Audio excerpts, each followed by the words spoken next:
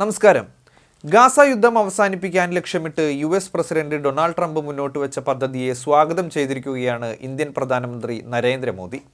പലസ്തീനിലെയും ഇസ്രായേലിലെയും ജനതയ്ക്ക് ദീർഘകാലത്തേക്ക് സുസ്ഥിര സമാധാനത്തിനും സുരക്ഷയ്ക്കും വികസനത്തിനുമുള്ള പ്രായോഗികമായ ഒരു പദ്ധതിയാണിതെന്ന് അദ്ദേഹം പറഞ്ഞു. സംഘർഷം അവസാനിപ്പിച്ച് സമാധാനം ഉറപ്പാക്കാനുള്ള ട്രംപിന്റെ ശ്രമങ്ങൾക്ക് പ്രധാനമന്ത്രി പിന്തുണ അറിയിച്ചു. ഗാസ സംഘർഷം അവസാനിപ്പിക്കാനുള്ള പ്രസിഡന്റ് ഡൊണാൾഡ് ട്രംപിന്റെ സമഗ്രമായ പദ്ധതി പ്രഖ്യാപനത്തെ സ്വാഗതം ചെയ്യുന്നു.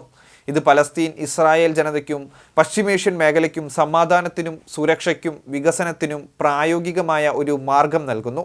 പ്രസിഡന്റ് ട്രംപിന്റെ ഈ ഉദ്യമത്തിന് പിന്നിൽ ബന്ധപ്പെട്ടവരെല്ലാം ഒരുമിക്കുകയും സംഘർഷം അവസാനിപ്പിച്ച് സമാധാനം ഉറപ്പാക്കാനുള്ള ഈ ശ്രമത്തെ പിന്തുണയ്ക്കുകയും ചെയ്യുമെന്ന് പ്രതീക്ഷിക്കുന്നു. മോദി എക്സിൽ കുറിച്ച വരികളാണിത്. ഇസ്രായേൽ ഹമാസ് യുദ്ധം അവസാനിപ്പിക്കാനും മേഖലയിലൊരു താൽക്കാലിക ഭരണകൂടം സ്ഥാപിക്കാനും ലക്ഷ്യമിട്ടുള്ള 20 ദിന നിർദ്ദേശമാണ് ട്രംപ് മുന്നോട്ട് വച്ചിരിക്കുന്നത്. പലസ്തീൻകാർ ഗാസ വിട്ടു പോകണമെന്ന് കരാറിൽ നിർദ്ദേശമില്ല. ഹമാസ് കരാർ അംഗീകരിക്കുകയാണെങ്കിൽ ശേഷിക്കുന്ന എല്ലാ ബന്ദികളെയും 72 മണിക്കൂറിനുള്ളിൽ മോചിപ്പിക്കണമെന്നും നിബന്ധനകൾ നിലവിൽ വന്നു കഴിഞ്ഞാൽ ഇസ്രായേലി സേന ഘട്ടം ഘട്ടമായി പിന്മാറണമെന്നും നിർദ്ദേശത്തിൽ പറയുന്നു. വ്യവസ്ഥകൾ പാലിക്കുന്നുണ്ടോ എന്ന് നിരീക്ഷിക്കാൻ ഒരു അന്താരാഷ്ട്ര സമാധാന ബോർഡ്, അതായത് ബോർഡ് ഓഫ് പീസ് എന്നൊരു ബോർഡ് രൂപീകരിക്കാനും പദ്ധതിയിൽ വ്യവസ്ഥയുണ്ട്.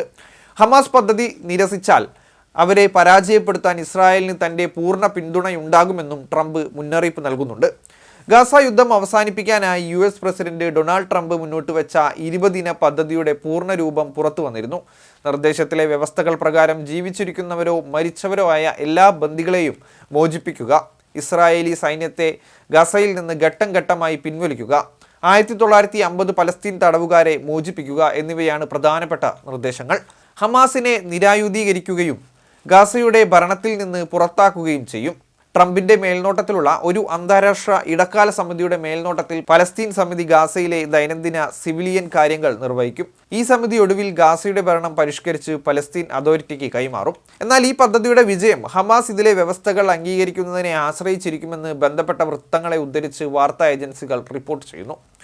ഒരു തീരുമാനത്തിന് വളരെ അടുത്താണെങ്കിലും പൂർത്തിയാക്കാൻ സാധിച്ചിട്ടില്ലെന്നും ഹമാസിനെ കൂടി ഇതിൽ ഉൾപ്പെടുത്തേണ്ടതുണ്ടെന്നും ബെഞ്ചമിൻ നെതന്യാഹുമൊത്ത് വൈറ്റ് ഹൗസിൽ നടത്തിയ സംയുക്ത വാർത്താ സമ്മേളനത്തിൽ ട്രംപ് പറയുകയുണ്ടായി. ഹമാസ് പദ്ധതി നിരസിച്ചാൽ അവരെ പരാജയപ്പെടുത്താൻ ഏതറ്റം വരെയും പോകാൻ ഇസ്രായേലിന് തൻ്റെ പൂർണ്ണ പിന്തുണയുണ്ടാകുമെന്നും അദ്ദേഹം കൂട്ടിച്ചേർത്തു.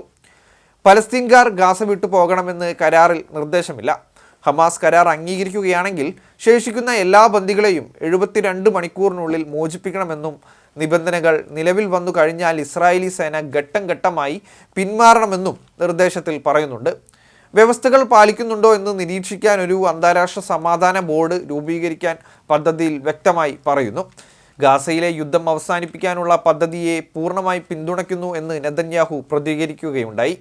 ഇത് തങ്ങളുടെ എല്ലാ ബന്ദികളെയും ഇസ്രായേലിലേക്ക് തിരികെ കൊണ്ടുവരും, ഹമാസിന്റെ സൈനിക ശേഷിയും രാഷ്ട്രീയ ഭരണവും ഇല്ലാതാക്കും, ഗാസ ഇനി ഒരിക്കലും ഇസ്രായേലിന് ഭീഷണിയാകില്ലെന്ന് ഉറപ്പാക്കും.